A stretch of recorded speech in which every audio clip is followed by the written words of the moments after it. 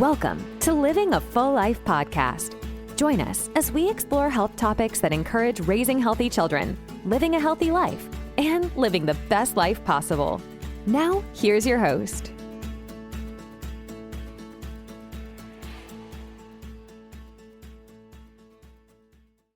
Hey everyone, welcome to another episode of Living a Full Life. I'm your host, Dr. Enrico Dlcecore. This week, we're talking about how your water is probably slowly killing you. That's what I was going to name the podcast, but we'll pick a better title for that. But water is so important for life. Of course, it's the number one essential thing we need. But number two is that we don't even know where our water is really coming from, how it's being treated, and how it ends up in our homes. So it's really important that our water is clean. And this whole episode is going to be about how to make sure you're drinking the cleanest water possible for you and your family, and what the risks are if you decide to not do this. So coming from Calgary, I remember growing up as a kid in the 80s and 90s, and even through the 2000s, Calgary used to rank number 1, 2, or 3 in water treatment facility municipalities around the world, in the whole world, as far as cleanliness, processing, some of the cleanest tap water. And they always thrived and honked their horns on that. There was always another town in Germany that ranked, number 1 consistently every single year. And it was based on their pride in the water treatment programs that they did through the cities. And Calgary is a large mass city, a large land mass city. It's huge, the diameter of it compared to most municipalities. So that was a huge feat. We were really proud of that. And we were okay drinking out of the garden hose as kids. But in other municipalities, the United States ranks quite low in most cities. So we need to just understand that tap water is just not the best water to be getting 1 to 2 gallons in per day, every single day of your life. It just adds up. And this episode, we're going to go through all the things that come in your tap water. And this doesn't mean spring water or well water. This is tap water coming from a municipality or a water treatment plant, which pretty much covers 98% of all water that most Americans consume and Canadians consume each and every day. It comes from some type of water treatment facility. And the problems that can come with this, with mass usage of this. Remember, we said when it comes to health and wellness, it's not the one big bad thing that we choose that hurts us. It's the small little things that build over time that end up building up to inflammation leading to disease. And we talk about this on so many different episodes on what health and wellness really is. So same thing with water. I'm surprised it's taken this long for me to do a water podcast, but water is really, really important, and it cannot be overlooked in any way, shape, or form. I'm going to save you a lot of money on this too. You do not need to buy the most expensive water treatment protocols for your home or your office or wherever it is that you're drinking most of your water. But water has a lot of health benefits to it. Of course, we have to stay hydrated, and the best way to do that is through our water. Our water provides us the essential hydration that we need. 70, 75%, 80% of our body is made of water. It supports healthy gut digestion and nutrient absorption. In our office, helping people with functional medicine, we understand that a lot of absorption issues and malnutrition issues come from a poor hydration issue. It underlies from a poor hydration issue. People just don't drink enough water, or they drink too many diuretics, meaning like caffeine, sodas, and all these things that pull hydration from the body rather than rehydrate the body. And hydration is a complex topic to talk about. It's not simply drinking H2O. It's not simply drinking the water molecule. It is about drinking hydration and getting hydrated in the body, which means salts. We're absorbing water and we're using a salt concentration to be pulled into the body. So it's all about salts and minerals that make us get to a level of hydration. So it's not simply filtered water. Purely filtered water, like reverse osmosis, which is the most pure water you can drink. Double reverse osmosis is where you get H2O. Purely 99.99999% H2O. Has nothing else in it. And just strictly drinking that over time can actually lead to a form of dehydration. So that's an advanced topic. That's a little bit later, but it supports healthy digestion and nutrient absorption. That's the reason why we want to stay hydrated and also to stay alive. It helps regulate body temperature. And that's the importance of drinking water, the health benefits of it. The other part of drinking filtered water is we want to remove contaminants, and we're going to dive deep into the contaminants portion of this for this whole podcast. Is because I want to scare you out of drinking just any normal water. You have to drink clean, filtered water. By removing the contaminants, we want to make sure we filter out any impurities. The main things are like chlorine, lead, and heavy metals. These things can lead to what's called metal poisoning. We've heard of lead poisoning, mercury poisoning. These are the main reasons. Most municipalities do a good job at removing most of it. But remember, the limits that they allow in the water are still not good long-term for us. It just shows that by drinking municipality water through the course of your life, you probably will not die of lead poisoning, or you probably will not die of heavy metal poisoning or chlorine poisoning. That's it. Those are the limits. They're not saying you're going to live a long and healthy life drinking municipality water. So this is the difference between toxicity and allowable levels. We want to minimize the levels as close to zero as possible throughout our life. This is minimizing toxins. It's very hard to get zero, but we want to try our best. And then we want to reduce exposure to harmful microorganisms and bacteria through the water as well. And there is a lot in municipality water as well.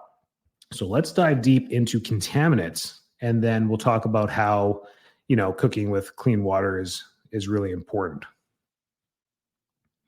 So believe it or not, there is an allowable amount in municipality water of E. coli that they allow, bacteria, E. coli, coliform bacteria, and some others that are allowed in the water, because getting to 0.00 is very difficult through filtration. So they have allowable levels. So the allowable levels are there to show you that if you drink the water, you probably will not get an E. coli infection, probably being the key word. They also want to eliminate viruses like the norovirus, the rotavirus, the things that make us sick, and protozoa, beaver fever, giardia, cryptosporidium. There's a whole list of them, protozoa there, that we want to filter out through there.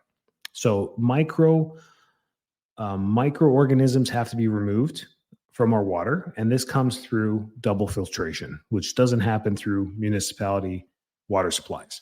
What happens with our homes is we want to have some type of filtration system. So it'll be a pre-filter that pulls out heavy metals, a carbon filter, usually a large carbon filter that ends up pulling 99% of all major particles. This is heavy metals, bacteria, viruses, everything in there. And then a post filter that just siphons through that 99% clear and just tries to get 99.99% of everything out of there. Then that water comes into your home. That should be the main water filtration system. They range from $500 systems all the way to $5,000 systems. Some people add water softeners to this system as well. A water softener system is not a water filtration system. Ooh, think about that. Many people have water softeners, but no filtration systems on them. So you need to either have a combo or at least a water filtration system. The next thing is disinfection byproducts known as DBPs. And we have THMs, haloacidic acids, chlorides, and bromate. We want to make sure we're getting all this stuff out of our water as well. Chemical contaminants like heavy metals, lead, arsenic, mercury, we talked about these. Organic chemicals like pesticides and herbicides, those are not all filtered out. Volatile organic compounds, these are VOCs that come from cosmetics, perfumes, cosmetic supplies. Synthetic organic compounds, pharmaceuticals, personal care products. A predominant pharmaceutical that's found in the water that cannot be filtered, that actually the municipalities get right to your home, is birth control, estrogen, and antidepressants. These all, unfortunately, cannot get fully filtered through the municipality systems that we have going on. Why? Because they run on the bare minimum. They try and get out to those FDA-approved levels, and that's where they send it out to your home. So it's up to you to do more to filter this water. One of the biggest things we've seen in the last 20 years is early onset cycles for kids starting at 8 years old, 9 years old. And one of the theories is that it's the water that we're drinking, both in the school systems, the home systems, the office systems, commercial systems. They're all coming from municipalities, and these things are not being filtered out. These synthetic organic compounds and mostly the pharmaceuticals that are in their birth control runs rampant in our water supply just because of the mass amounts of population that are on it. Industrial chemicals, solvents, PCBs, And radionuclides like radium, uranium, these things are all trying to be filtered through the municipality systems, but also is why you need to have a filtration system on your home to make sure that these things are being filtered out as much as possible. I mean, radionuclides, we want to make sure that we're not having any radium, uranium in our water. And this stuff is actually very common. Radium runs common across the North America. It's underground. It's just there. And we want to make sure these radioactive materials are not affecting our overall health. Mineral contaminants, calcium, magnesium, and other hard minerals can also build up in our systems as well. We'll see this with heart conditions and high calcium conditions. People will have blood levels of either normal or high calcium and wonder, where is this coming from, and not be on a supplement. It could be coming from our water. Iron, manganese, any type of heavy metal you can have, or mineral contaminants can be in our water as well. Another reason why we want a good water filtration system. Sediments. How about sediments and particulate matter? Just sand, salt, clay. This stuff all has to be filtered out, comes through there as well. And turbidity, cloudiness, haziness in water due to suspended particles that are in there. These are microparticles that may not be linked to anything in particular like clay, but it could be in there as well. And then taste and odor compounds as well. By having a good water filtration system in your home, you'll be able to help with the taste and odor compounds. So in our home, what we do is we have that triple filtration system outside of the home. That water comes in. So I know when someone turns on a shower or sits in a bath, we're getting filtered water, which is great. Then in our kitchen, we have a reverse osmosis system. So that filtered water now goes into our home, and our reverse osmosis filters it again one more time. That water that we're getting is complete H2O. So we have a triple post filter system on this. So it runs through one more carbon filter, gets another 0.09% of stuff out of that. Then it runs through a calcium and a phosphate or potassium rinse. I forget. It runs through another potassium rinse. These are the salts I was talking about to remineralize the water at a micro level. So that way, when we drink this water, we're not getting dehydrated. So drinking pure water will just run through your system. If there's no salts, it's all about that osmotic barrier in our bodies, both in our stomach and intestine for absorbability. The salt concentration has to be at a certain level to bypass absorption, to go through absorption. So it's that barrier. Like if you have salt water on one side and you have pure water on the other, and you put a sponge down the middle, eventually over time, what will happen is the salt concentration will be equal on both sides. That's called osmosis. And that's what reverse osmosis filtration system does, is it tries to get as much out of the water as possible, but it's up to us to make sure that we put electrolytes back into our water. So a good reverse osmosis system, which I highly, highly, highly recommend, will have a post salting feature to it, or a post electrolyte feature to it. Those are the two things that will happen with water filtration. Really important stuff going on there. Taste and odor compounds, these are important too. I mean, the unusual odors that we get can be for a lot of methylated things that happen in the water, sulfur, methylated lisboronol. These are all different compounds in there that give it that smell sometimes that we have that can build up, and that's usually just from stagnant water. So if you go on vacation, come back after a week, and you run the water in your home, there may be a smell to it. These are the things from the municipality, the water that's just sitting in your pipes for a week, waiting for you to come back home to turn them on and run them again. That's where you get that buildup and that smell. And what will happen is it'll run through your filter systems. Even with our filter systems at home, sometimes we smell it. That's how much of this stuff is actually in there. So it can be in there. Corrosion byproducts, that just happens with plumbing. If you live in the East Coast of Canada, the United States, it's older. The infrastructure is much older as well. The plumbing's older. The bridges are older. Everything's older.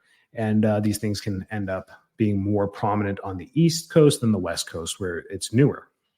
So that's one thing. That just comes with normal corrosion. And we want to also reduce the elevated pH or even alkalinity of water as well. And by filtering it, we can actually affect the alkalinity of our water. And that comes in with salting the water as well.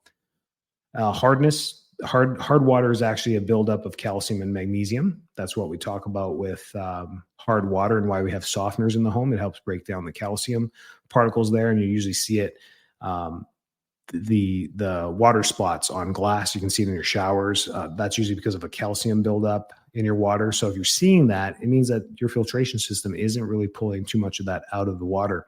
And that's called hardness of water.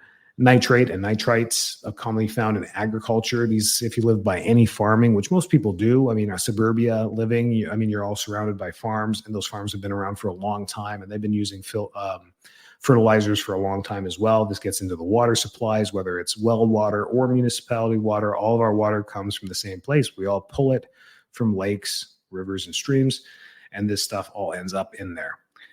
Sulfates can cause, laxative effect in high concentrations. Not too many areas have high sulfates, but again, these are all the things that we want to be pulling out of the water. Now, if a lot of this stuff was over your head, that's okay. It makes you more aware, so hopefully less fearful. But these are the things we want to be working on as far as removing contaminants from our drinking water. Really important, especially if we're trying to raise healthy kids. If we want to try and stay healthy, some of us decide to go on like detox programs or try something healthy with weight loss. And then we wonder why we run into roadblocks with this. And it's simple things that we're doing each and every day, like drinking our water, or using a lotion that's contaminated, or using shampoos and conditioners that are not good, using perfumes and colognes, things that we really don't think about that are so habitual. Deodorants, the stuff we put on our skin gets absorbed. Everything, 20 to 25% of the stuff you put on your skin gets absorbed. The other 75 either washes off or doesn't get absorbed. So that's pretty amazing. Same thing when you're having a shower or a bath, when you're sitting there, 20% of the water gets absorbed. How many of you have swimming pools? I've always laughed about this. I'll go use the bathroom, go play with the kids in the swimming pool for 30 minutes, and I have to go use the bathroom. Bad. I have to rush to the bathroom and go urinate because I'm like, where's this water coming from? I haven't drank anything. It's because my skin's absorbing it because of the salt water, and it's passing through there. So if you ever wonder if you're going swimming why you have to use the bathroom more, it's because your body's absorbing water from being in the water. That's pretty amazing stuff, right? Our skin is an osmotic barrier protecting us from bacteria, viruses, and all those things, but it will absorb things like H2O and any particles that are smaller than the water molecules too. So we have to keep that into consideration when it comes to water. That's it. Better for cooking. It protects against other chemicals. It supports overall health. These are all the reasons as to why we want to remove contaminants in our water. What else? So now brands and things that we can use. We talked about double reverse or triple reverse water. I'm a big fan of Aquasana. I'll put a link in the comments here in the subtitles for Aquasana. Some link, you can just click on it, go straight to their website and check them out. I like them. They did good products. They've done their research. They say the truth on filters and what you need and how often you should replace them. After 100,000 gallons of water, you should be replacing the main filter, which is the one that you're buying. And they're hundreds of dollars instead of thousands, which is great. It's affordable. It works really well. And there's other great ones out there too. The Culligan services have a good water index rating as well. This is really important stuff to do. And then your drinking water is the most important. You have to be filtering that. So many of you that are still using tap water, crazy bottled waters as well, they have an index rating as well for contaminants. Fiji water, for as much as they promote and advertise and do all these things, actually rank one of the top bottled water companies out there. I'm not a big fan of bottled water for many reasons. I mean, to drink 10 of those every day, I mean, you're going to add up a lot of plastic to the environment, but as long as you're recycling and doing the right things, I guess that works too. Pretty expensive though. If you add up bottled water, it adds up. It's actually pretty expensive. You're better off getting a good filtration system that lasts your family 5-6 years, and then you can change it every 5-6 years depending on your water usage. So you just add up your water usage in gallons, and once you get to the limit, whether it's 1 million gallons or 500,000 gallons, the average family goes about 100,000 gallons a year in drinking water. So just look into those numbers and how often you have to make the changes, and add that expense to your health and wellness regimen, because clean water goes a very, very long way to a healthier life as far as detoxification goes in the body. It's really, really important. And staying hydrated. It's all about those salt and electrolyte compounds in there. As always, if you have questions, reach out to us. We love this stuff. And we did so great on this 5-part series about parenting and neurodevelopmental, about kids. I was thinking about doing another 5-part series about parenting for parents, about what do we do for ourselves? How cool would that be? So stay tuned for that. That's how we're going to roll in season 2 of Living a Full Life. Thanks for joining us. Have a great week. Stay healthy, stay well. Thanks so much for tuning into this episode of Living a Full Life podcast. If you're enjoying the show, please feel free to rate, subscribe, and leave a review wherever you listen to your podcasts. That helps others find the show, and we greatly appreciate it. Thanks again for tuning in, and we'll catch you in the next episode.